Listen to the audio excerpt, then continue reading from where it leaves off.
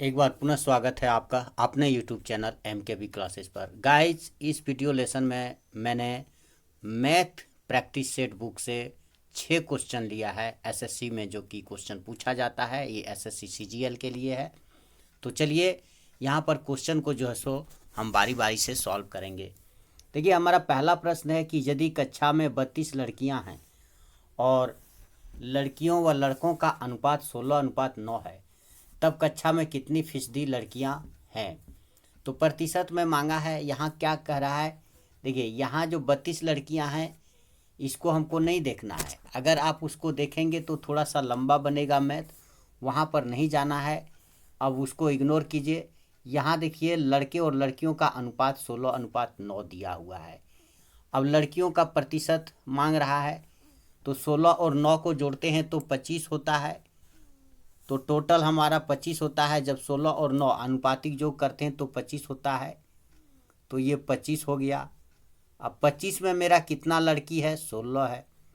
तो प्रतिशत में निकालने को बोला है, तो 100 में कितना निकलेगा, तो 100 को गुना कर दिए, 25 चौकम 100, 4 गुने 16 हो गया, 16 चौका 64%। तो ये हमारा आंसर हुआ 64%, जो कि हमारे सी नंबर ऑप्शन में है। ये जो 64% हुआ हमारा आंसर, ये हमारा जो है सो 64% हमारा जो है सो सी नंबर ऑप्शन हो गया आंसर। आंसर हो गया सी नंबर। सी में हमारा 64% है। चलिए नेक्स्ट क्वेश्चन पे चलते हैं हम लोग।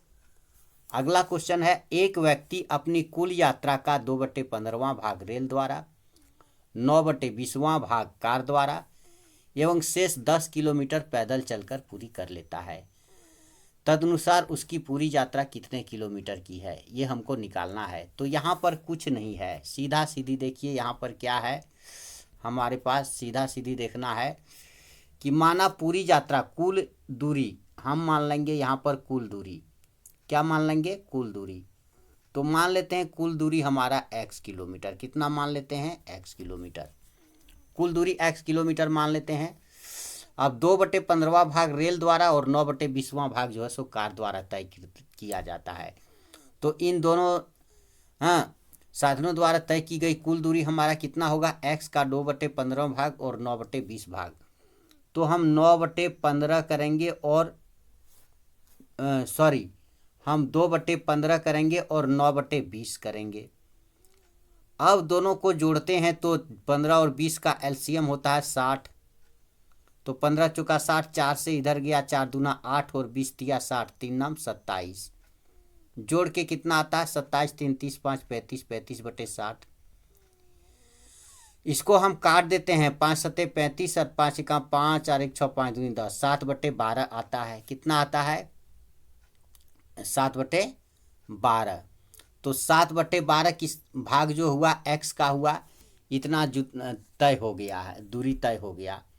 तो 7/12 x जो तय हो गया मेरा, तो x कुल दूरी था, x में से निकल गया मेरा 7/12 x। तो वो किसके बराबर में आ जाता है, वो बराबर में आ जाता है 10 किलोमीटर के। देखिए एक बार फिर से दिखा देता हूँ कि 2/15वां भाग रेल द्वारा और 9/20वां भाग कार द्वारा से तय करता है और शेष 10 किलोमीटर की दूरी पैदल चलकर पूरी कर लेता है। तदनुसार उसकी पूरी यात्रा कितने किलोमीटर की हुई। तो 2/15वां भाग हुआ और 9/20वां भाग चला गया, तो बच गया 10 किलोमीटर शेष भाग। यानी कि यही चीज़ हमको यहाँ पर दिखा देना है कि शेष भाग जो है हमारा कितना बच जाता है भाई। तो x घटा 2/15 और 9/20 का कितना निकाले हम, 7/12x। 7/12x निकाल ली, जो कि 10 के बराबर होता है। तो 12 और 12x इधर आ जाएगा, 12x माइनस 7x/12 बराबर 10 हो जाएगा। तो 7 5 12, 5/12x बराबर 10 हो जाएगा और x बराबर 10 गुने 12/5 हो जाएगा, 5 दूना 10, यानी कि 12 12 दूना 24। ये 24 किलोमीटर जो हमारा आंसर हो जाएगा इसका। चलिए नेक्स्ट क्वेश्चन देखते हैं। यदि किसी संख्या में 21 जोड़ा जाए तो वह अपनी तिगुनी संख्या से 7 कम हो जाती, तदनुसार वह संख्या क्या है। तो माना संख्या हमारे पास x है, मान लेते हैं संख्या हमारे पास क्या है, x है, और x किसी संख्या में 21 जोड़ा जाए, यदि हम x में 21 जोड़ देते हैं तो वह अपनी तिगुनी संख्या से 7 कम हो जाती है, यानी कि x का 3 गुना 3x होगा और उसमें 7 कम हो जाता है, दोनों आपस में बराबर होता है। x उधर जाएगा तो 3x माइनस x होगा, और 7 इधर आ जाएगा तो 21 प्लस 7 होगा, तो 2x बराबर कितना होगा, 21 7 28, और x बराबर होगा 14 दूनी 28। तो x का वैल्यू कितना हो गया, 14 हो गया। x का वैल्यू कितना हो गया, 14 हो गया। तो x का वैल्यू हमारा 14 हो गया। ऑप्शन नंबर 1 आपका इसका आंसर हो गया, ऑप्शन नंबर 1। तो इसका आंसर हो गया आपका ऑप्शन नंबर 1, जो कि यहाँ दिया हुआ 14, ये हो गया आपका आंसर। अगला कहता, वह सबसे छोटी संख्या कौन सी है जिससे यदि 675 को गुना किया जाए तो गुणनफल एक पूर्ण घन बन जाए। तो यानी कि छोटी सी संख्या क्या होगी जिससे 675 को गुना करने पर 675 एक पूर्ण घन होगा। तो हम 675 का फैक्टराइजेशन करेंगे। तो देखिए यहाँ 5 है तो 2 से तो कटेगा नहीं, अब 3 से देखते हैं, 7 5 12 6 18, हाँ 3 से कटेगा क्योंकि 3 की डिविजिबिलिटी में वो आता है। तो 3 दूनी 6, 3 दूनी 6 और 1 7, 3 5 15, फिर 3 से देंगे, 3 7 21 और 1 22, 3 5 15, फिर 3 से देंगे, 3 दूनी 6 और 1 7, 3 5 15 25। अब 3 से नहीं जाएगा तो 25 लास्ट में आया, तो किससे जा रहा है, 5 25, 5 25 खत्म हो गया। तो यहाँ 3 का घन बन रहा है, हम देख रहे हैं कि 3 पर 3 बन रहा है, 3 का घन, और 2 का घन, 5 का घन नहीं बन रहा है, 5 पर 2 ही है।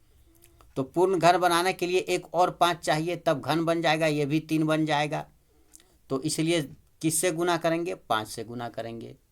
नेक्स्ट क्वेश्चन चलती है, इनमें से कौन सा भिन्न है जो 3/4 से बड़ा है परंतु 5/6 से कम है। देखिए इसमें क्या करना है, सीधा सीधी है, कौन सा भिन्न है जो 3/4 से बड़ा है परंतु 5/6 से कम है।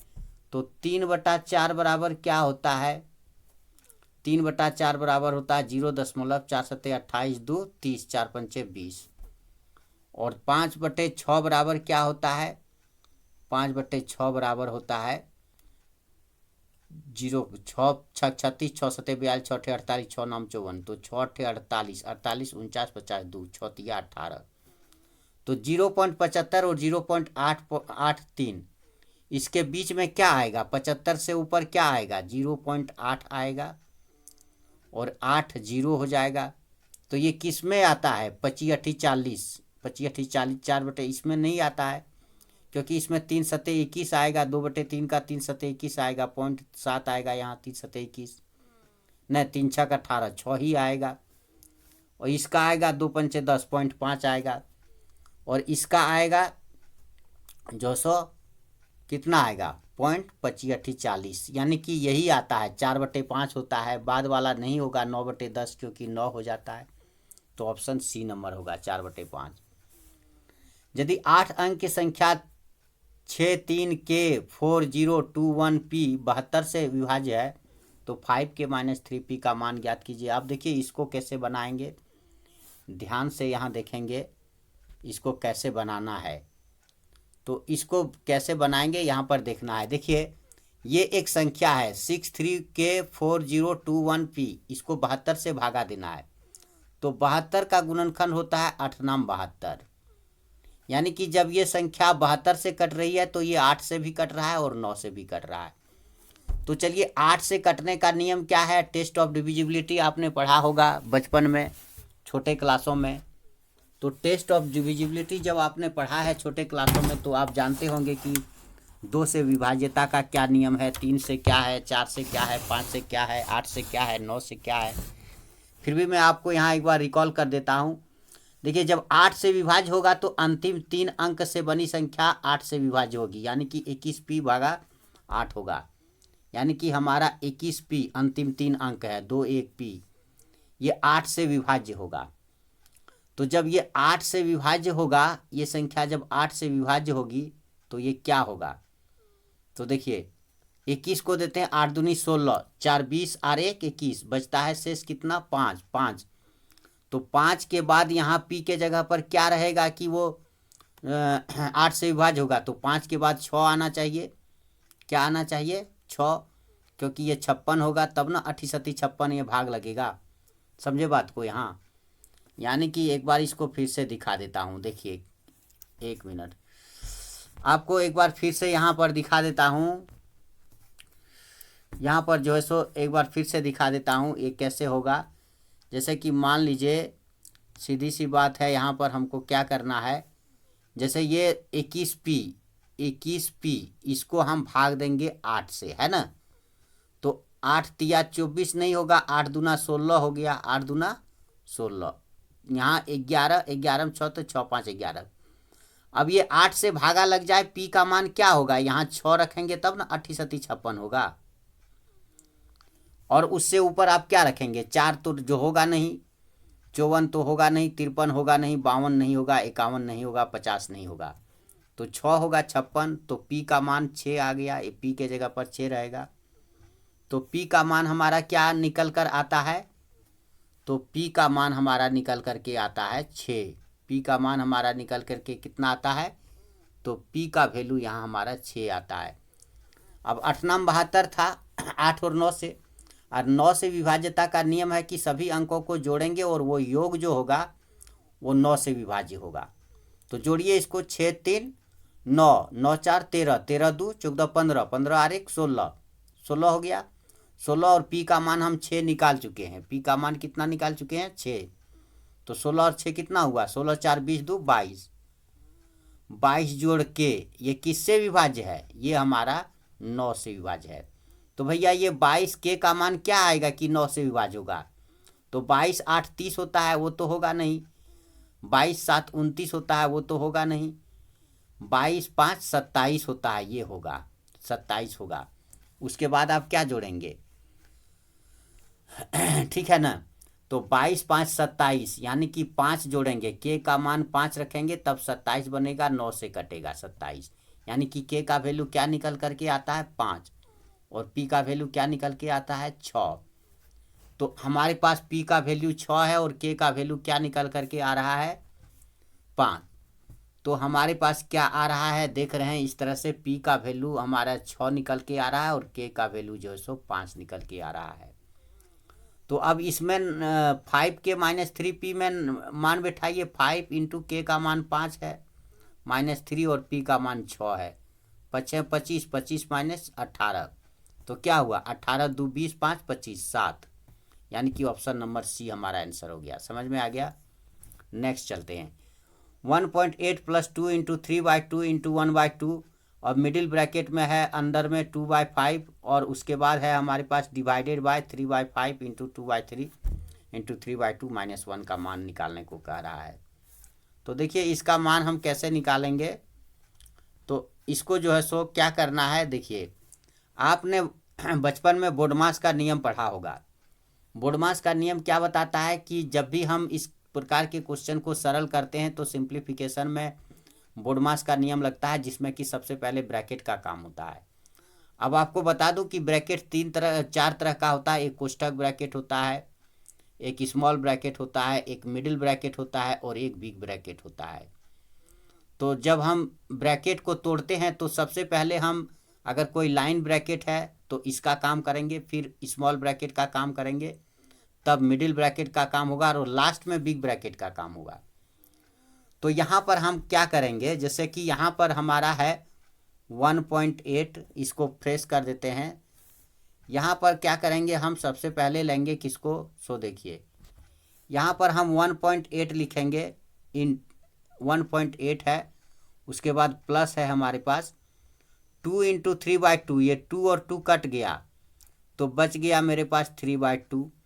और यहाँ मिडिल ब्रैकेट का काम अभी नहीं होगा, अभी स्मॉल ब्रैकेट जो है यहाँ रखेंगे मिडिल ब्रैकेट को, और 3/2 और 2/3, यहाँ 3 कट गया तो 2/5 होगा। तो यहाँ हमारे पास 2/5 था और बीच में डिवाइड था इंटू 2/5, तो डिवाइड को मल्टीप्लाई कर देंगे, 5 ऊपर चला जाएगा, 2 नीचे आ जाएगा, और उसके बाद बाहर में मेरे पास था 3/2 और फिर माइनस हमारे पास 1 है। तो अब ये भी 2 कट गया, ये भी 2 कट गया, और ये 5 कट गया, ये 5 कट गया। तो अब हमारे पास क्या आता है निकल करके 1.8 प्लस 3/2 और इंटू में आता है हमारे पास 3/2 माइनस 1, 3/2 माइनस 1। तो 2 इधर जाके इसमें माइनस हो जाएगा, 3 में एलसीएम जब लेंगे तो तब मेरे पास क्या आ जाएगा निकल करके 1.8 प्लस 3/2 और 3/2 में ये 2 माइनस हो जाएगा, 3 में 2 और ये ब्रैकेट का मतलब इंटू होता है आप जानते हैं। इंटू 3 में 2 माइनस हो जाएगा तो 1/2 निकल करके आएगा। अब 1/2 निकल करके आएगा। अब 1.8 होगा, 1.8 प्लस 3/4, 1.8 प्लस 3/4 आएगा। अब हमारे पास जो निकल करके आएगा 1.8 प्लस 3/4 निकल करके आएगा। 1.8 प्लस 3/4, 1.8 प्लस 3/4 निकल करके आएगा। तो अब इतना यदि निकल करके आ रहा है मेरे पास तो क्या आ रहा है, 18 8 चौक 72, 7.2 आता है प्लस 3/4 तो 10.2/4 आता है मेरे पास। इसको डिवाइड करते हैं, 4 दूना 8, 2 10, 4 पंचे 20, 2 22 4, 2.55 यानी कि डी नंबर ऑप्शन हमारा होगा आंसर में। हमारा डी नंबर होगा, डी नंबर में हमारा ऑप्शन है 2.55 यानी कि डी नंबर हमारा आंसर हो गया। हमारा आंसर जो है सो डी नंबर हो जाता है 2.55। तो गाइज इस वीडियो में इतना ही था, मिलते हैं नेक्स्ट वीडियो में एक नए टॉपिक के साथ। तब तक के लिए धन्यवाद।